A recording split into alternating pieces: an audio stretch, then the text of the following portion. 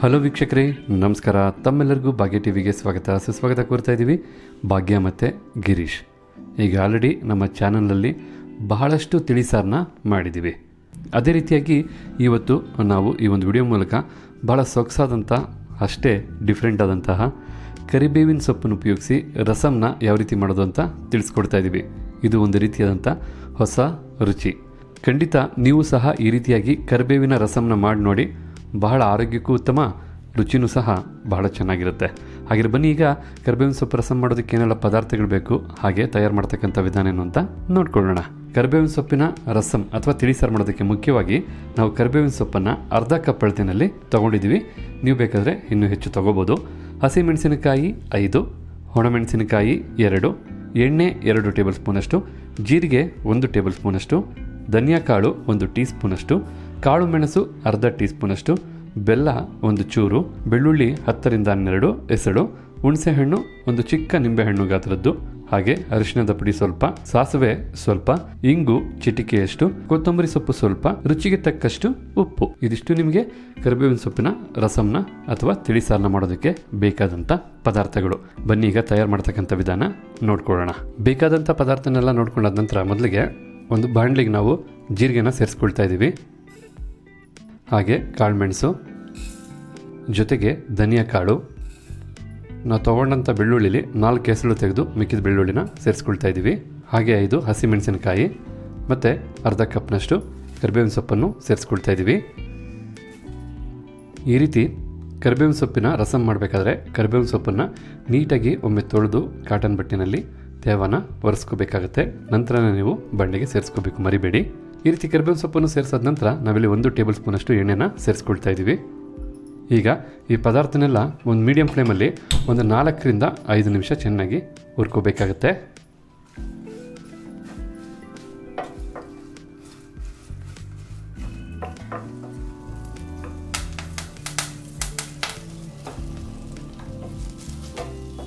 ಕರಿಬೇವಿನ ಸೊಪ್ಪು ಬಹಳ ಸೊಗಸಾಗಿರುತ್ತೆ. ಕರಿಬೇವಿನ ಸೊಪ್ಪಲ್ಲಿ ಮಾಡತಕ್ಕಂಥ ಯಾವುದೇ ಒಂದು ರೆಸಿಪಿ ಆಗ್ಬೋದು, ಬಹಳ ರುಚಿಕರವಾಗಿ ಘಮಘಮ ಅಂತ ಪರಿಮಳ ಭರಿತವಾಗಿರುತ್ತೆ. ಈ ಕರಿಬೇವಿನ ಸೊಪ್ಪು ಆರೋಗ್ಯಕ್ಕೆ ಬಹಳ ಒಳ್ಳೆಯದು. ಅದರಲ್ಲಂತೂ ಈ ಕೂದಲು ಉದುರುತ್ತಲ್ಲ, ಆ ಥರದವ್ರಿಗೆ ಇದೊಂದು ರೀತಿಯಾದಂಥ ನ್ಯಾಚುರಲ್ ಔಷಧಿ ಅಂತ ಹೇಳ್ಬೋದು. ನಾವು ಕರಿಬೇವಿನ ಸೊಪ್ಪನ್ನು ಹಾಗೆ ತಿನ್ನೋದಕ್ಕೆ ಇಷ್ಟಪಡಲ್ಲ. ಬಟ್ ಈ ರೀತಿಯಾದಂಥ ರೆಸಿಪಿ ಮಾಡಿಕೊಂಡು ರಸಮ್ ಮಾಡಿಕೊಂಡು ಕುಡಿಯೋದ್ರಿಂದ ಅಥವಾ ತಿನ್ನೋದ್ರಿಂದ ನಿಮಗೆ ಖಂಡಿತ ಆರೋಗ್ಯಕ್ಕೆ ಬಹಳ ಉತ್ತಮ ಅಂತಲೇ ಹೇಳ್ಬೋದು. ಈಗಿಲ್ಲಿ ನೋಡ್ತಾ ಇದ್ರಲ್ಲ, ಕರಿಬೇವಿನ ಸೊಪ್ಪು ಹಾಗೆ ಮಿಕ್ಕೆಲ್ಲ ಪದಾರ್ಥನೂ ನಾವು 4 ರಿಂದ 5 ನಿಮಿಷ ಮೀಡಿಯಂ ಫ್ಲೇಮಲ್ಲಿ ಚೆನ್ನಾಗಿ ಈ ರೀತಿ ಫ್ರೈ ಮಾಡಾಯಿತು. ಕರಿಬೇವಿನ ಸೊಪ್ಪು ಸಹ ಚೆನ್ನಾಗಿ ಫ್ರೈ ಆಗಿ ಗರಿಗರಿಯಾಗಿದೆ. ಈಗ ನಾವು ಫ್ಲೇಮನ್ನು ಆಫ್ ಮಾಡ್ಕೊಳ್ಳೋಣ. ಈಗ ಹುರಿದಂಥ ಪದಾರ್ಥ ಎಲ್ಲ ಬಿಸಿ ಇರೋದ್ರಿಂದ ನಾವು ಕಂಪ್ಲೀಟಾಗಿ ತಣ್ಣಗೆ ಮಾಡ್ಕೋಬೇಕು. ನಂತರನೇ ಇದನ್ನು ಮಿಕ್ಸಿ ಜಾರ್ಗೆ ಸೇರಿಸಿ ನಾವು ನುಣ್ಣಿಗೆ ಪೇಸ್ಟ್ ಮಾಡ್ಕೋಬೇಕಾಗತ್ತೆ. ಈಗ ಹುರಿದಂಥ ಎಲ್ಲ ಪದಾರ್ಥನೂ ಕಂಪ್ಲೀಟಾಗಿ ತಣ್ಣಗಾಗಿದೆ. ನಂತರ ನಾವೊಂದು ಮಿಕ್ಸಿ ಜಾರ್ಗೆ ತಣ್ಣಗಾದಂಥ ಪದಾರ್ಥಗಳನ್ನ ಸೇರಿಸ್ಕೊಳ್ತಾ ಇದ್ದೀವಿ.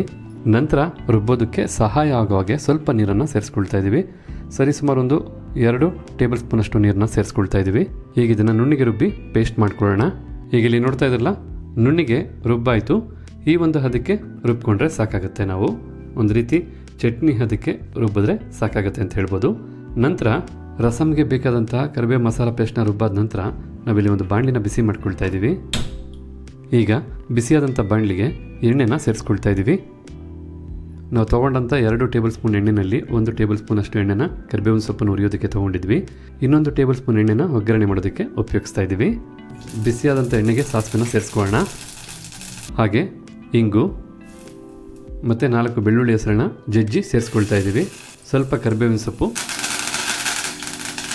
2 ಒಣಮೆಣಸಿನಕಾಯಿನ ಮಧ್ಯಕ್ಕೆ ಮುರಿದು ಸೇರಿಸ್ಕೊಳ್ತಾ ಇದ್ದೀವಿ.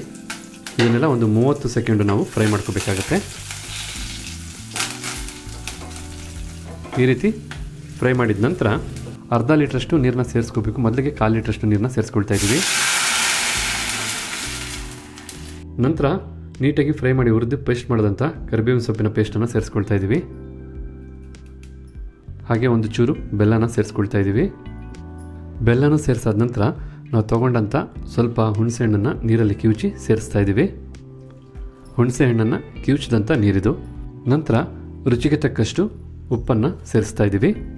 ಜೊತೆಗೆ ಸ್ವಲ್ಪ ಅರಿಶಿಣದ ಪುಡಿ, ಹಾಗೆ ಮೊದಲು ನಾವು 1/4 ಲೀಟ್ರಷ್ಟು ನೀರನ್ನ ಸೇರಿಸಿದ್ವಿ. ಈಗ ಮತ್ತೆ 1/4 ಲೀಟ್ರಷ್ಟು ನೀರನ್ನ ಸೇರಿಸ್ಕೊಳ್ತಾ ಇದ್ದೀವಿ.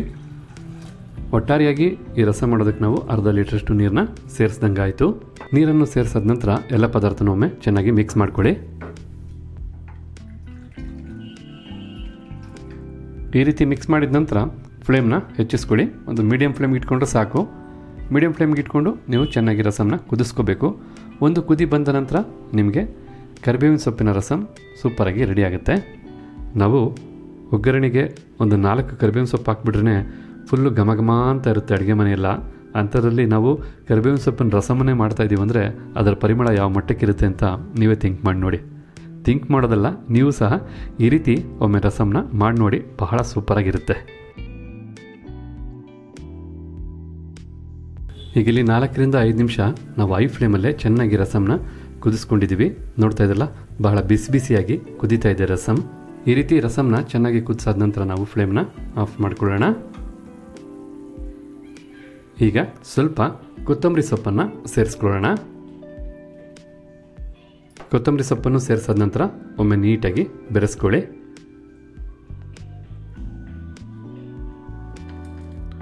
ಈ ರೀತಿ ಚೆನ್ನಾಗಿ ಬೆರೆಸಾದ ನಂತರ ನೀವು ಇಲ್ಲಿ ನೋಡ್ತಾ ಇದ್ರಲ್ಲ, ಬಿಸಿ ಬಿಸಿಯಾದಂತಹ ಕರಿಬೇವಿನ ಸೊಪ್ಪಿನ ರಸಮ್ ಅಥವಾ ತಿಳಿಸಾರು ಬಹಳ ಘಮಘಮ ಅಂತ ಪರಿಮಳ ಭರಿತವಾಗಿ ರೆಡಿಯಾಗಿದೆ. ಈ ರೀತಿ ರಸಮ್ನ ಮಾಡಿ ನೀವು ಬೇಕಿದ್ರೆ ಕುಡಿಬೋದು ಅಥವಾ ಈ ರಸಮ್ನ ಉಪಯೋಗಿಸಿ ಊಟನೂ ಸಹ ಮಾಡ್ಬೋದು. ಮಕ್ಕಳಿಂದ ದೊಡ್ಡವರವರೆಗೂ ಪ್ರತಿಯೊಬ್ಬರಿಗೂ ಒಳ್ಳೆ ಆರೋಗ್ಯ ಕೊಡ್ತಕ್ಕಂಥ ರಸಮ್ ಇದು. ಹಾಗೆ ಖಂಡಿತ ನೀವು ಈ ರೀತಿಯಾದಂಥ ರಸಮ್ನ ಮಾಡ್ತಿರಲ್ಲ, ಮಾಡಿ ಯಾವ ರೀತಿ ರುಚಿ ಇತ್ತು ಅಂತ ನಮಗೂ ಸಹ ತಿಳಿಸಿ. ಹಾಗಿದ್ರೆ ಇವತ್ತು ನಾವು ಮಾಡಿ ತಿಳಿಸಿದಂಥ ಈ ಕರಿಬೇವಿನ ಸೊಪ್ಪಿನ ರಸಮ್ ಅಥವಾ ತಿಳಿಸಾರು ತಮಗೆಲ್ಲರಿಗೂ ಇಷ್ಟ ಆಗಿದೆ ಅಂತ ತಿಳ್ಕೊಂಡಿದ್ದೀನಿ. ಇಷ್ಟ ಆಗಿದ್ರೆ ವಿಡಿಯೋಗೆ ಒಂದು ಲೈಕ್ ಮಾಡಿ, ಜೊತೆಗೆ ತಮ್ಮ ಅನಿಸಿಕೆ ಅಭಿಪ್ರಾಯ ಏನಿದೆ ಅನ್ನೋದನ್ನು ಕಮೆಂಟ್ ಬಾಕ್ಸಲ್ಲಿ ಕಮೆಂಟ್ ಮಾಡಿ.